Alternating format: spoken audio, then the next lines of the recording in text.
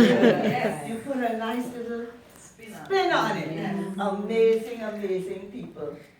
And you, all of you have that enthusiasm and excitement. So, I want to give you a little synopsis of how it all began. As you see, from my journey, I am lying in that bed, but it did not mean anything to me. And you notice that I also went to Trinidad for Carnival. And so, the first indication came when my daughter called me and I was holding the phone dropped. And I felt a lump.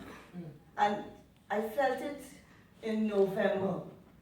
That lump was not there in July or August. Because in July, August, you wear a lot of summer clothes, and I know it was not there. This thing had attacked my body and was moving very rapidly. So I made the announcement at the Thanksgiving dinner, to the shock of my entire family. But I immediately went to the doctor, got the biopsy, got the diagnosis, and I was assigned to a breast surgeon at the Beth Israel Hospital in Passaic. Now, I started to do my research immediately. I'm an educator. As all of you know, and you ladies, again, I saw evidence of research here today by all of you. I was not going in there without any knowledge. I went, I got my x-rays, and I did the research.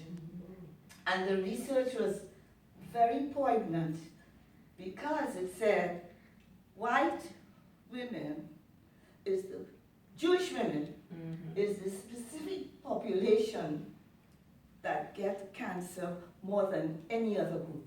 Wow.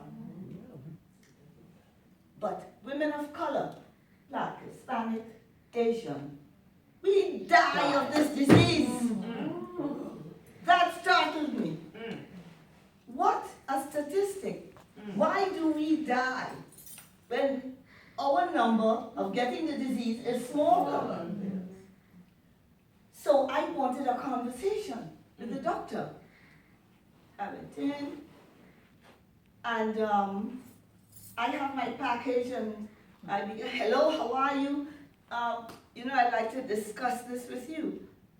A male white doctor said to me, oh, there's no discussion. We deal with people like you every day. Did you hear what I said? We deal with people like you every day. Go out there to the secretary and sign up for an appointment for a mastectomy. Goodbye. I was insulted. I felt disrespected.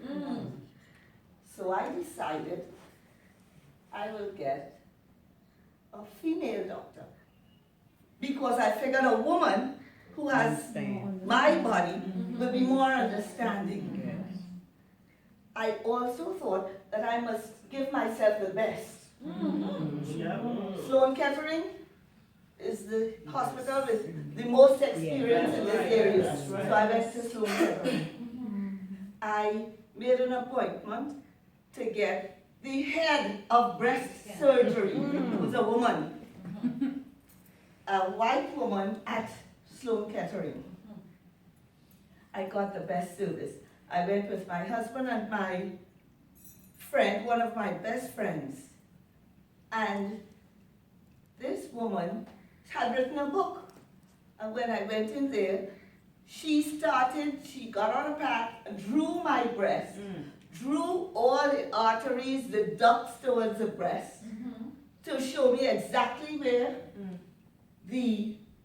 that particular cell was located and what treatment she would have. She talked about lumpectomy, she talked about mastectomy, but there was so much respect. For me, I was extremely pleased. But I said I want to go to a black woman. Because that's where the statistic lies. Yes. So a black woman may give me another slant on this matter. So I went to Englewood, Dr. McIntosh in Englewood. And when I went there, I found out she's Grenadian. I am a Trini. So I got 2 for 1, black and Caribbean.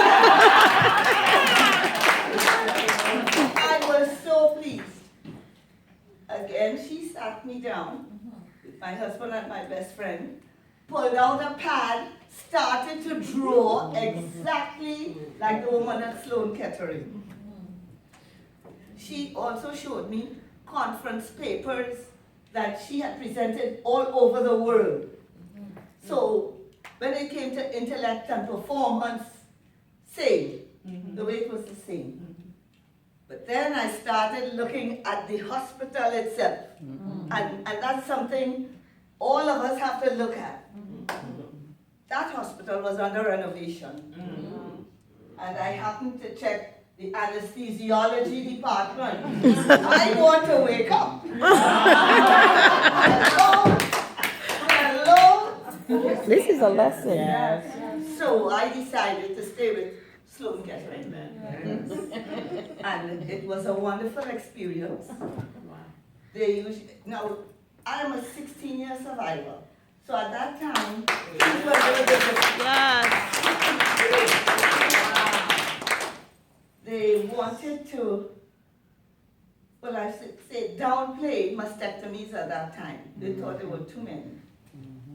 However, after, they only kept you for 3 days. But my second day, the doctor approached me and she said that, you see, I had done lumpectomies. They called me 3 times for lumpectomies before they did the mastectomy.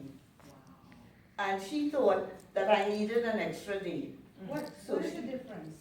The lumpectomy is they only take a piece of the tissue. And what happened is after they cut that out, when they went back and measured it, the cancer had spread beyond the markings. They call it markings. It has gone beyond. So they did that 3 times. And then they decided we got to take the breast. So by that, they had to take the lymph nodes. It went right into under the arm and all of that. And she thought that I needed an extra day in the hospital. But the insurance did not think in the same way because I am in New Jersey, I have Blue Cross Blue Shield, they have Empire. You know the technical nonsense that go together. That's why we always have to get together with the doctors. All of them must be on your side. Amen. And she advised me, she asked me if I have a good relationship with my primary doctor. I said, of course. I called him, the 3 of us talked, and he wrote a letter. What a letter to that insurance company. And they gave me the extra day. So you have to always advocate for yourself. Yes. Always be your own advocate. I got the extra day, and that was wonderful.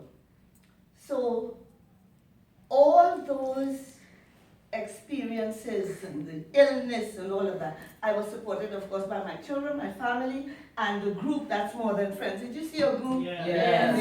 We walk, we go to Making Strides, we go to Relay for Life. Those people would come to my house early in the morning. You know, surgery is always 6 o'clock in the morning. They come at 4 o'clock in the morning. And we pray before they send me off. That's the kind of support I had. Tremendous support. Okay? No. The reconstruction now. I decided, they offered you a number of alternatives. One of the alternatives is to put silicone in the breast. They put an expander and they put silicone. The other option is to make the breast out of your own tissue. And if they use your tissue, you will get a tummy tuck. You know which one I'm talking about? Oh my God!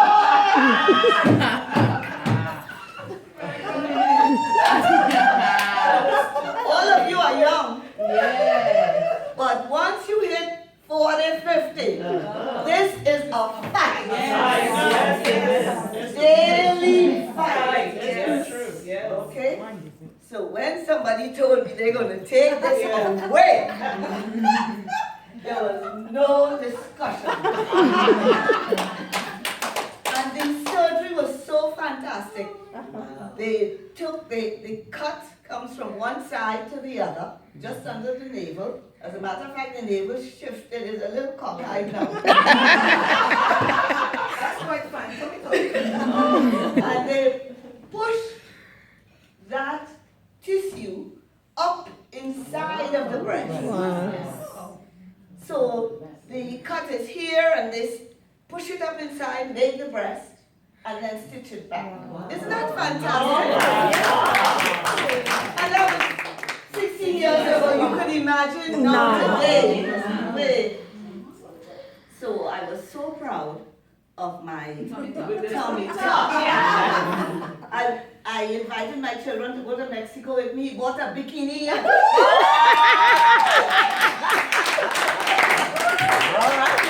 And then I went to Trinidad and played voices. Did you see the costume? Of course. Yes. So that is how I enjoyed my tummy tuck. So my experience is very different from other people. Yes. I don't encourage talk about death at all. No. That's right. All. And how many days and no. And who died, and they're always ready to give you this. That's right. So one of the things that we have on our website is a magazine called Cure and Heal.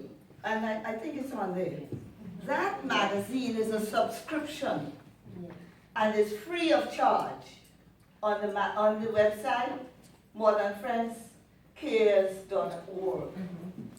When next you hear Susan has cancer, do not go with any long face to commiserate with her. Susan, let me tell you right now, I am going to give you cure and heal. All right. One of these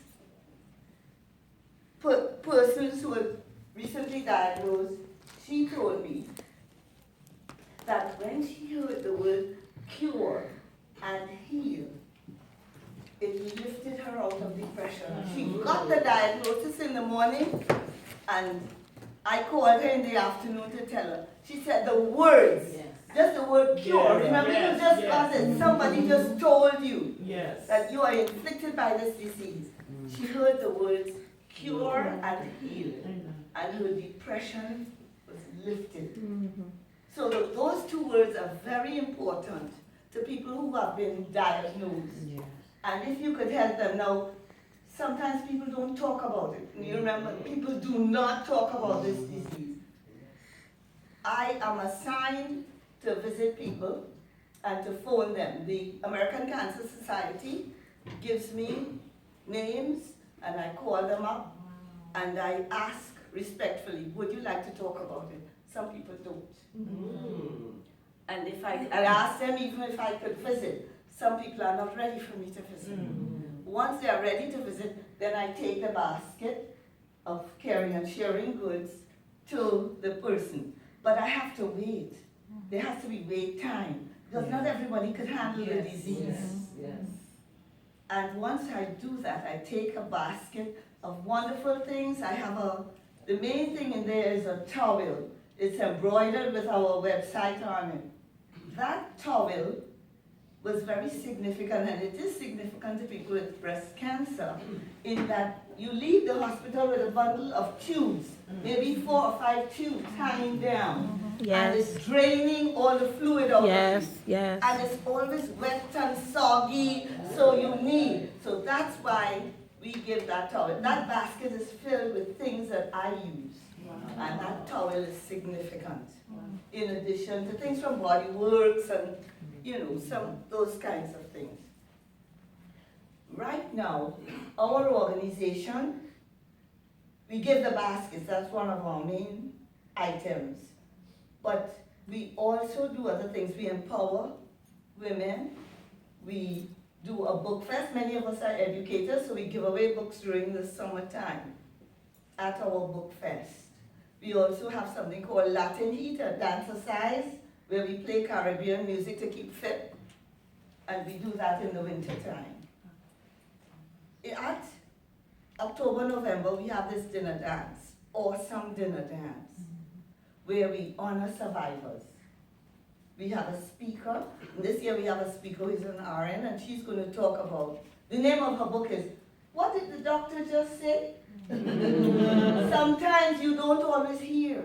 And she encourages us to take somebody with you when you visit the doctor, and of all the medical mistakes that could be made.